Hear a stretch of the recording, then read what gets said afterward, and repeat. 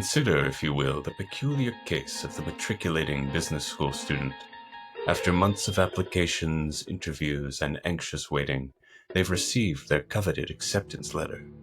Yet now they find themselves suspended in a curious limbo, no longer an applicant, not yet a student, unsure whether they should quit their job, backpack across Europe, or scrounge for pennies in their couch cushions. They have crossed over into the dead zone. All right, I'm Zach, and this is Inside the GMAT. As you might have guessed, the dead zone is one way to describe the rarely discussed twilight period between B-school acceptance and orientation. And believe it or not, it's when a lot of critical decisions about your future should be made. At least that's what Melody Jones, co-founder of Vantage Point MBA, believes. From networking to personal development, on this episode, Melody and I discuss the significance of using this time wisely to set the stage for a successful MBA experience. So prepare yourself as we venture into the dead zone.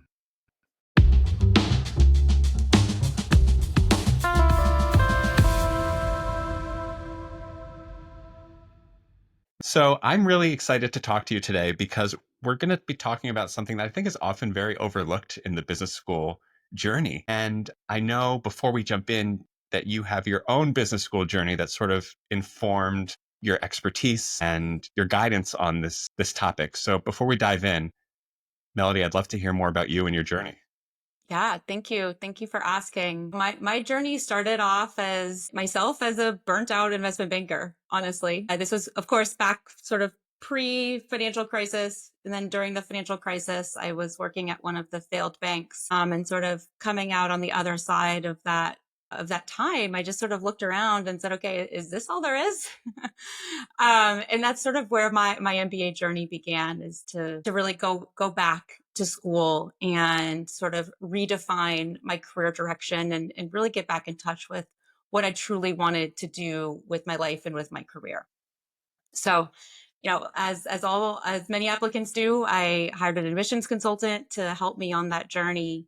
And I was fortunate enough to be very successful and to be accepted to my top choice program. But my story and my goals post MBA were to pivot careers. I knew I was done with finance, and I knew I wanted to do something that was more aligned with sort of my passion and sort of how my mind worked. And I really did not think that there was anything that I needed to do once I got accepted until I started my MBA program in August. And once I got to campus, I very quickly realized that I was already behind the 8 ball, and many of my classmates had already started to take steps towards achieving whatever their goals were for business school and beyond. And so this is something like this story I've shared countless times with my clients, because I want them to know that once you get accepted, yes, take a breather.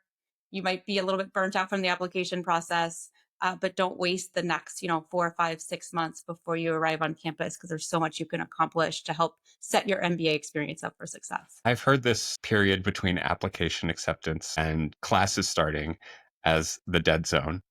Why does this time period matter so much? I mean, obviously, your experience helped inform your interest in this 4 to 5 month period, but more broadly, why is this important? Yeah, it's a great question. And I think it's so important because it truly lays the groundwork for how your MBA experience is going to go. And it helps maximize your chances of success as a student and as someone who is hopefully pursuing ambitious career goals post MBA.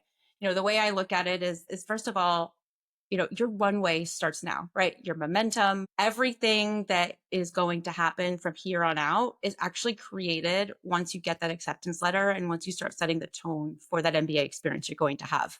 So, particularly for career switchers, that means starting to have conversations with folks in, the roles or the industries that you're targeting after business school. There's so many things you can do. And I know we're going to get into those later during our conversation that will directly lead to stronger outcomes. So really think of this time as sort of building that momentum. I think the other part of it is just that you're not competing yet, right?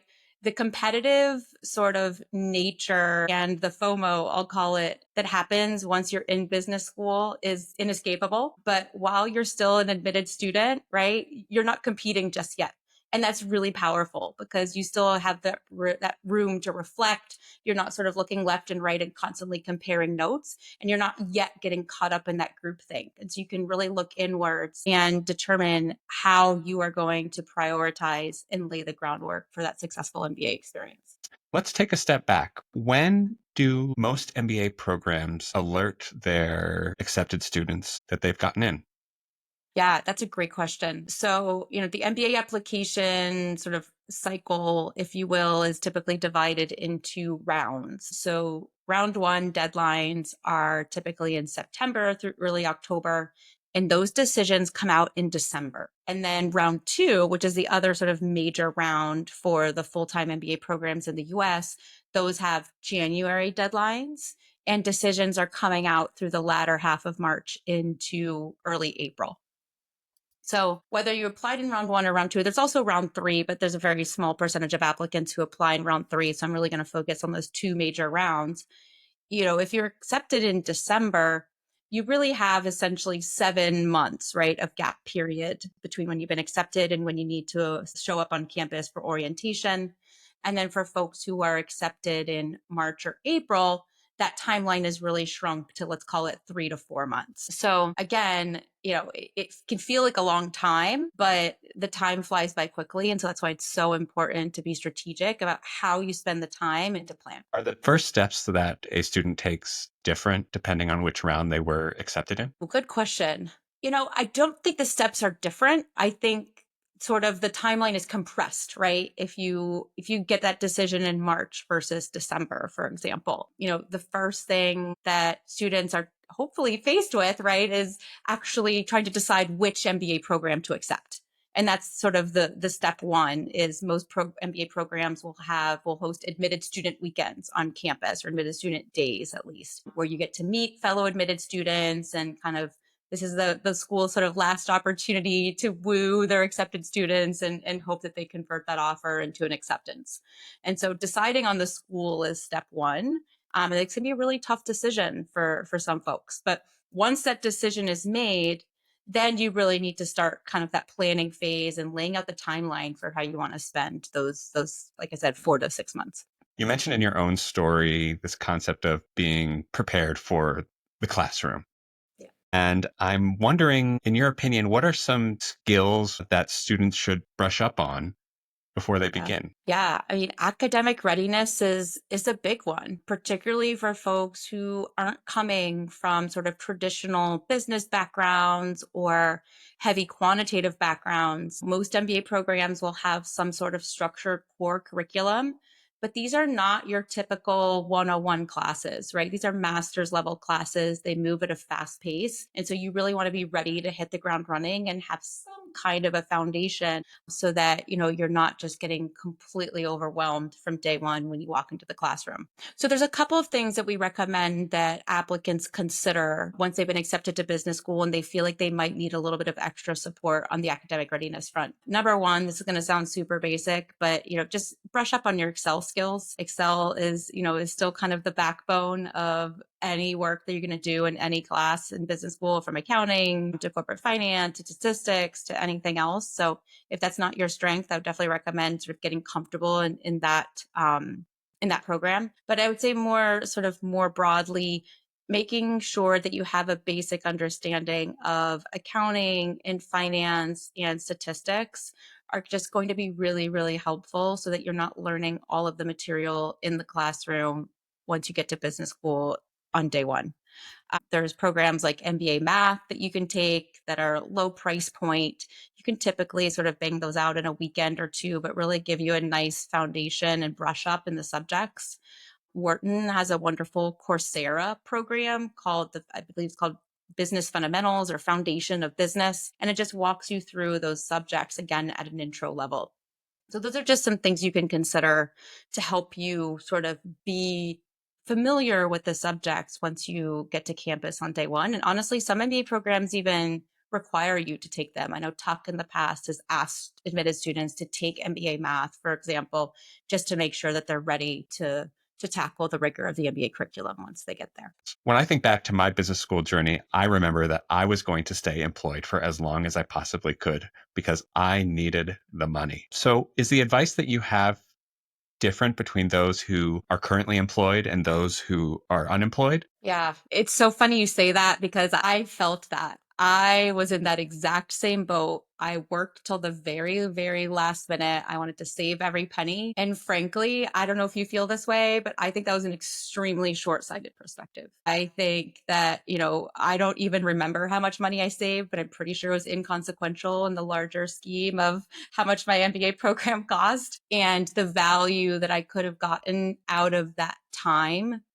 would have been far, far greater than staying in a job that I knew was going to be a dead end for me anyways. So I always tell my clients, like, listen, don't make yourself homeless, but to the extent that you can quit your job as soon as you can, like quit in April, quit in May, and really take the time to set yourself up for success in an MBA program. Do it. You're not going to regret it.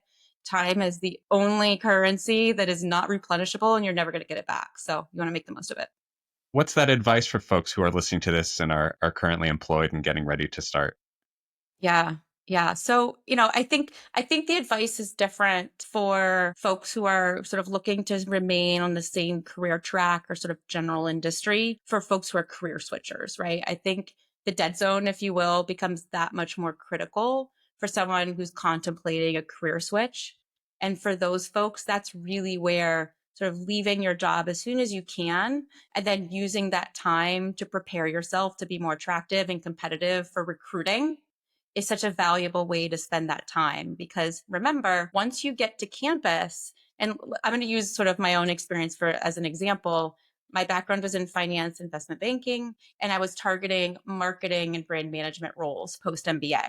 But what I didn't think about, which, in retrospect was so obvious, is that when it came to recruiting, I was actually competing with folks who had marketing backgrounds and had marketing experience, right? And so then all of a sudden, I'm coming with this unrelated background, no prior knowledge or skills outside of what I learned in the MBA classroom for essentially my first semester, and had to argue the case for why they should hire me over someone who maybe had spent 3 years working at Unilever, for example, in an assistant brand manager role. So again, using that time over the summer to gain any kind of experience, whether it's an externship, you can even volunteer with a startup to work on a strategy project, right? There's so many opportunities to use that time to add value and to gain experience and gain something that you can put on your resume and talk about in an interview.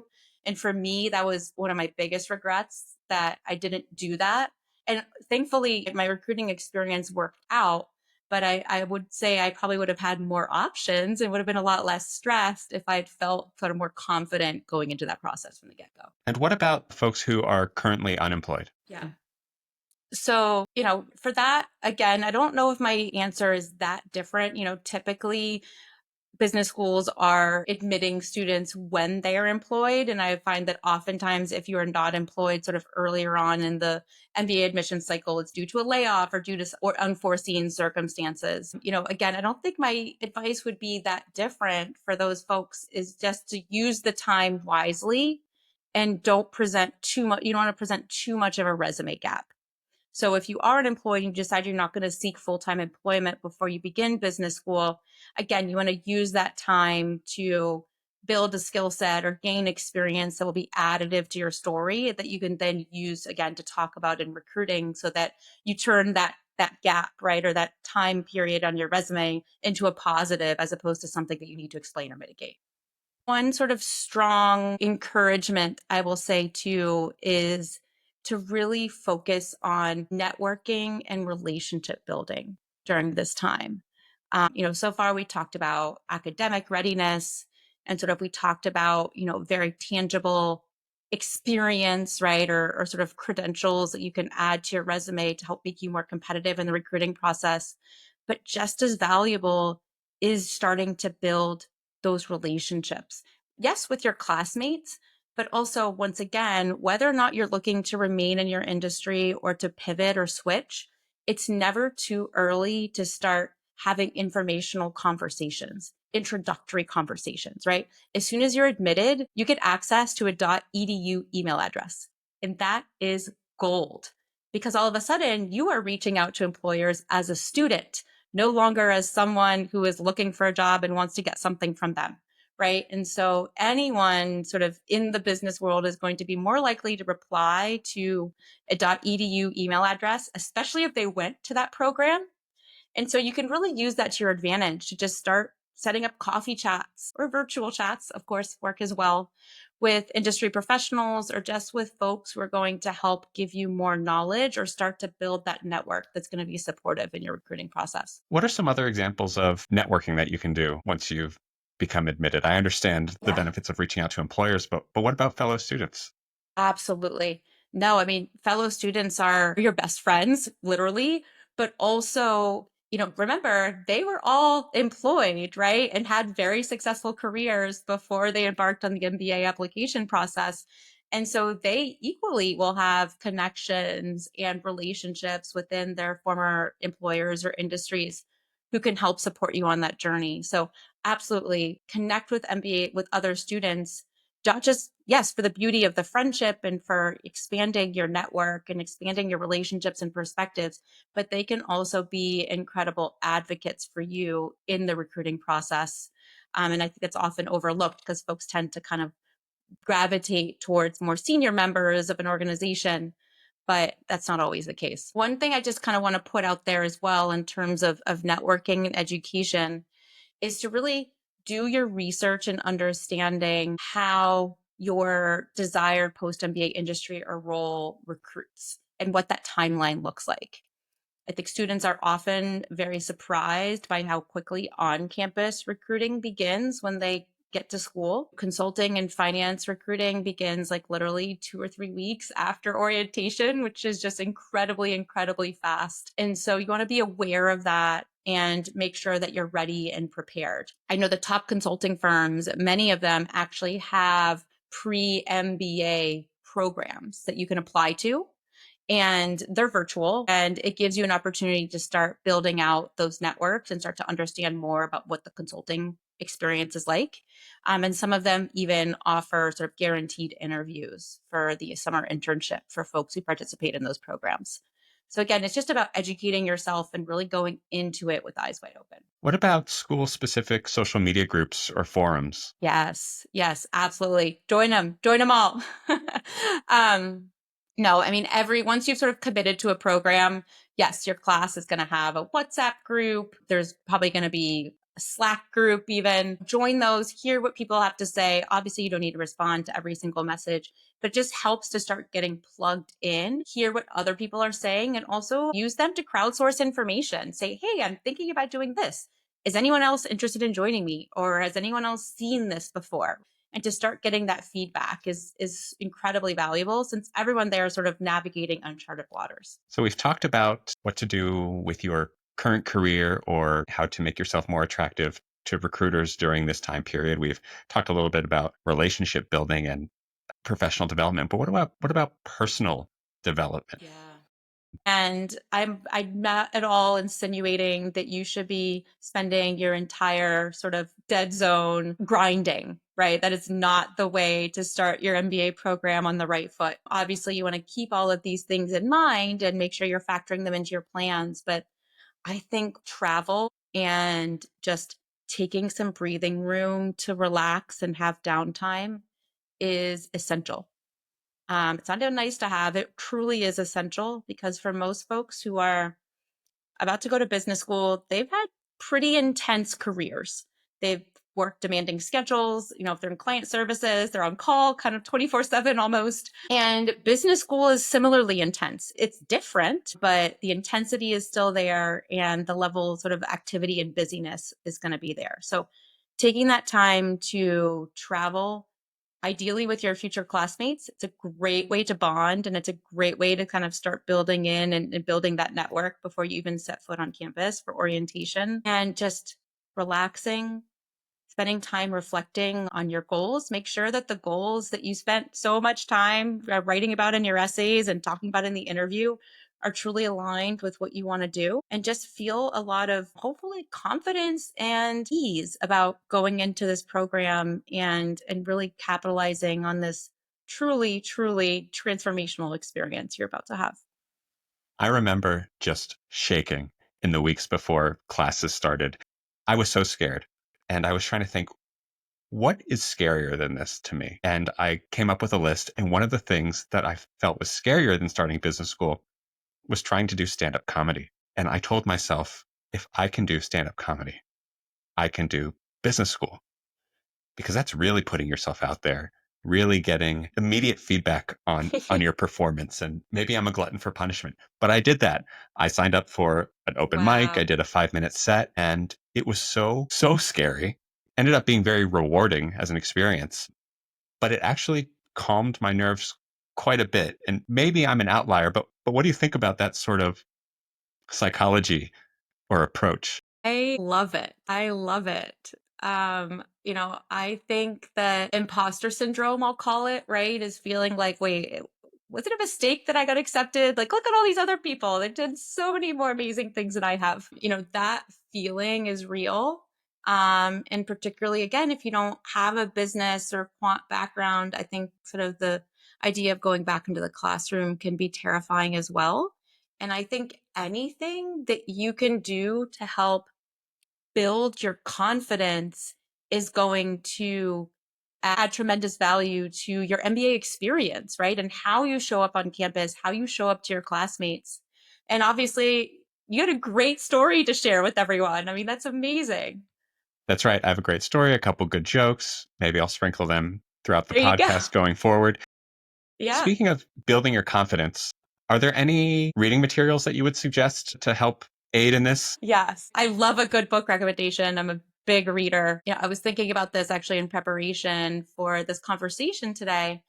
And, the three books that I go back to time and time again with my clients and that I go back to personally because they really were influential sort of in my thinking and how I sort of approached my own personal development is books that really help you look inwards on who you are as a leader, your values, what motivates you and what drives you, and really getting that sort of honest self-awareness that busyness and professional pursuits just don't give you the room to do. And that's sort of another piece of advice actually that I have just around if you have that downtime in the dead zone, read and immerse yourself in educating and bettering yourself. So what are those books? So number one, this is not going to be any surprise, but The 7 Habits of Highly Effective People by Stephen Covey. It's a classic. I've probably read it 4 times. I learn something new every time, right? Because you have new experiences and new frames of reference. It's very rich. So you need to take your time in going through it.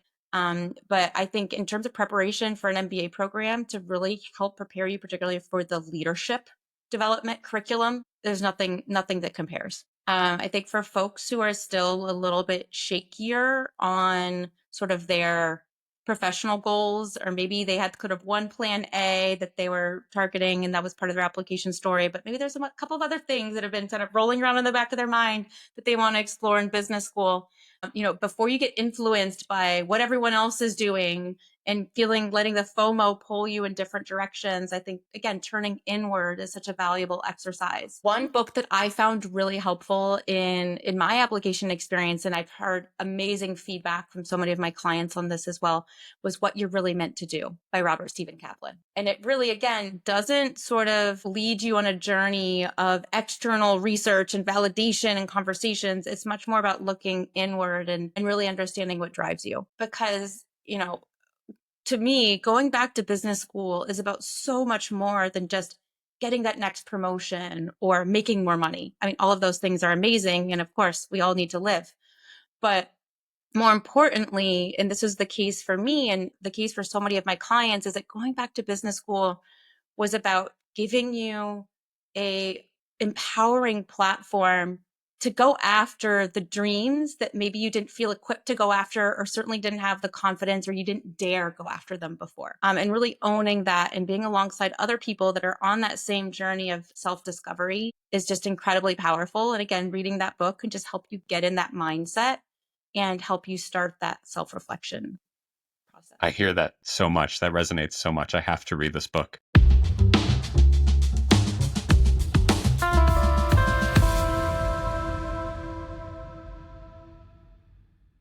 So after everyone's read these books, connected with their future classmates, what are some of those logistical elements that folks should be considering? Yeah, adulting, right? So, once you've committed to the program that you're going to attend, they'll have you put down a deposit pretty quickly, of course. So take care of that. The next step is to really get your financial ducks in a row and to start thinking about housing, right? Where you want to live and who you want to live with. The accepted student weekends are a great place to find your roommate. That's where I found my roommate. But for folks who will be moving and relocating, it's important to start thinking through sort of those planning aspects and understanding what the timeline looks like. Some MBA programs will offer on-campus housing, and so you want to make sure that you meet those application deadlines. Others, of course, will not offer on-campus housing, or you may choose to not pursue off-campus housing. And so then you'll want to understand, okay, how soon do I need to sign a lease? What are the typical sort of lease timelines, turnover timelines for the city and location that I plan to move to? And make sure that you have all of those, lined up in a comfortable timeline so that you're not struggling or scrambling at the last minute. Do you have any finance hacks for folks before they start? Yeah. It's funny you ask. I'm actually publishing an article later today or tomorrow on the topic of the hidden costs of business school, because the MBA programs, who all publish budgets on their website, grossly underestimate what the true cost of business school is. And so, my advice is take that budget and then probably increase it by anywhere from 20 to 40%, because what is not factored into that budget, and I will caveat by saying that, these things are optional, but is weekend travel, going out to eat with your classmates, right? Signing up for different sort of treks that you might want to go on. Anything like that, yes, it's optional, but it's going to enrich your MBA experience. Those are all things that you want to budget for and plan for, so that you're not shocked when you blew through your first semester budget in the first month and a half. Everything is just more expensive than you think. I mean, even going out to grab a burrito for lunch is $20. And so again, you just want to make sure you're factoring those into your budget and planning ahead. That's really my finance hack there, is just, you don't want to be surprised or caught off guard. Or if you do have to say no to things because you only have so much budget to allocate to social events, you just want to know upfront and be prepared for that. So you don't just say yes to everything, and then all of a sudden at the end, when it's this amazing opportunity that you have to go back to a classmate's home country, for example, and meet their family, then you can't because you blew through that budget. On the topic of traveling to another country, do you have any advice for folks who are studying internationally? Ooh, yeah. I mean, I think one of the sort of biggest changes, right, that you got to think about if you're attending business school outside of your home country is got to figure out what the banking situation is, right? That's a big one. What kind of co-signing or anything like that would you need on a lease or an apartment or anything? And then health insurance. That's another big one, is you want to make sure you understand, what that looks like at your program.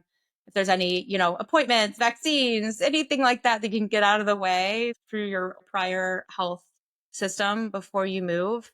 It's just going to help make everything more seamless. Yeah, the cross country moves are a whole, or sorry, cross continent moves even are a whole different can of worms, and definitely require a different level of logistical planning. But fortunately, MBA programs have excellent resources for international students in particular, and they do a great job of putting international students in touch with second year students who have been through the process already. It can really help guide them and help them sort of avoid pitfalls and answer those common questions to make sure that they're not sort of hanging dry and left to navigate the process alone. Absolutely. It really sounds like, to me, the adulting part of business school is sort of like low key the best class in the program. It's the one that you teach yourself. That's right. Yeah. So for folks who have gone through the application process and received unfortunate news that they did not get into their top program, or decided not to go to business school, this period is really different and is a little bit longer. What advice do you have for folks listening who are considering applying again or really considering what their career move is if they didn't get into a program? Yeah. So it is tough when you have all of your decisions in hand, and it was unfortunately a no. And I do think that step one is a just to sit with it, right? You have to sort of accept the disappointment and can't just jump into action right away. That's going to be reaction and not thoughtful and strategic action. But once you've sort of sat with it and have accepted your reality, I think asking yourself again, is the MBA truly something that I need and want? That is step one, right? Given my goals, given where I want to go, do I want to commit to this process again? Like, is an MBA like something that is part of my dream and I will never be okay with myself if I don't give it another shot? Or are there other pathways to achieving what I want to achieve? And maybe the MBA just wasn't meant to be, and it's going to put me on a different path. For folks who do believe that, yes, the MBA is right for me, it's all about strengthening their profile, right? It's all about understanding, okay, where did I fall short last time? Where could I have done better? And what are the steps that I can take now to start improving that? So whether it's retaking the GMAT or getting involved in extracurriculars or fighting for that promotion at work or raising your hand to sort of take on a leadership project or initiative that nobody else on your team wants to do. Whatever it is that kind of fell short in your prior application, now is the time to take action so that once you do go back to the application process, whether that's in round one or round two of the following year, you have something to show for it. And you're able to demonstrate a self-awareness of where your application might not have been at top notch, but also B, you're showing commitment to the process, resilience, and a willingness to do whatever it takes to come back to the process stronger next time. That's fantastic advice. To summarize our conversation, what do you see as the most common mistakes that folks make when they are in the quote unquote dead zone? Oh, I think one is probably folks who take this advice a little too much to heart and just go completely crazy trying to maximize and do all of the things during the dead zone, right? My advice here was to make everyone aware that things you can and should be doing, but there's no way to sort of win the dead zone, right? You're not going to get a gold star for doing all of the things and potentially burning out early and stepping foot on campus for orientation on day one, just completely exhausted. Number one is just to really don't view this as a competitive process, but just as something that you're doing to prepare yourself for success. I think another thing is just comparing yourself to others, which is so hard to do. I'm certainly guilty of this, but don't compare your summer to others. And I know that my comparison is really what's kind of spurred this entire topic in general, because I realized that I didn't make the most of my summer compared to my peers. But again, it really is, you really are running your own race. And then what we said before is, don't overschedule. Do give yourself that time to relax, to reflect, to travel. I mean, travel is truly one of the most personally enriching experiences that you can invest in. And particularly if you're traveling with classmates, it's an opportunity to get to know them and to really bond in an environment where you literally have nothing to do except hang out with each other. So don't miss out on those travel opportunities, and just, make sure that you're keeping kind of the eye on the long game.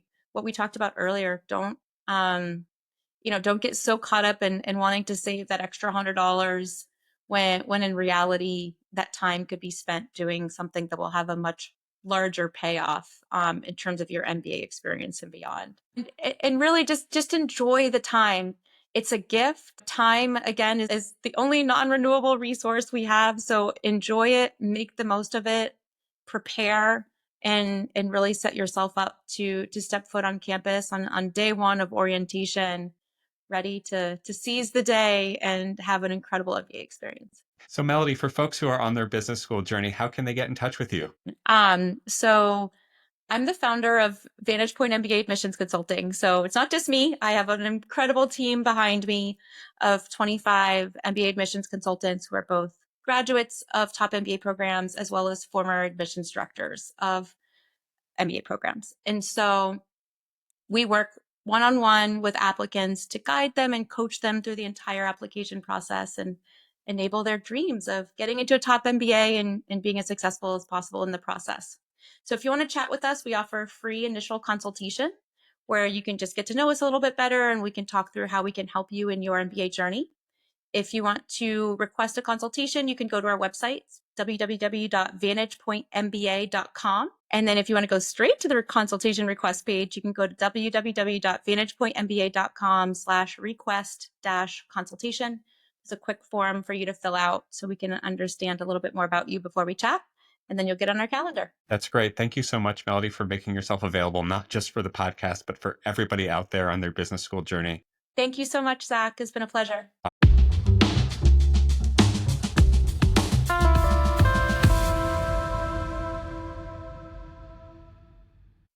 And that's the dead zone. Remember, insiders, this period is your opportunity to build momentum, network strategically, and prepare financially for the true costs of business school.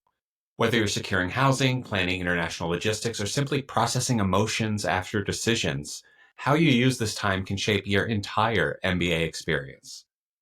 For more information about the GMAT exam and business school admissions, visit MBA.com. And if you enjoyed today's episode, please don't forget to rate and review the podcast. I'm Zach at GMAC, and this has been Inside the GMAT. Until next time.